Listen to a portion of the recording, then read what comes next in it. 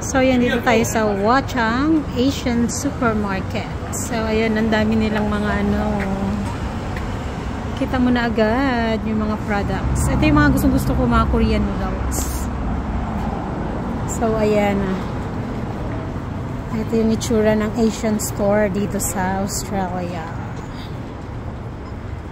Ang dami nilang talong. Ayan, no. Finally, nakakita na rin ako ng talong na mahaba. Yung talong kasi nila dito, ano eh, natataba na pabilog. Ito, yan ang Asian na eggplant. Maganda pang torta. So, yan. Ayan. So, pakita ko sa inyo yung price ng mga ano nila dito sa Asian store. So, yung saging is 7.49 kilos.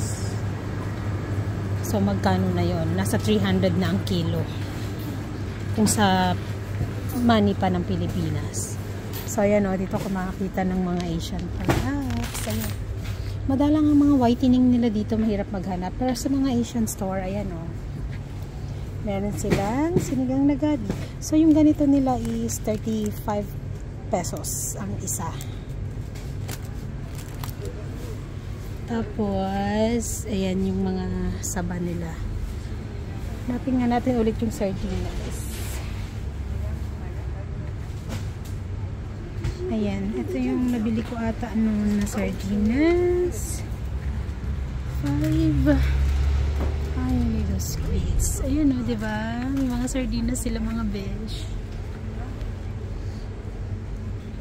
So, ito yung itsura ng Asian store nila dito. Dito mo mabibili yung mga pagkaing Pinoy na hinahanap-hanap mo. So, parang saka na lang ako bibili kasi may pupuntahan pa ako. Tapos, bit ko tong bibilhin ko dito. Gusto ko ng silver swan na toyo. Yung toyo nila dito, hindi ko bet.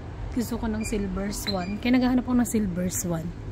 Ayun, mga beshi. Kahit itong marka pin niya, patusin ko na. Ayan o.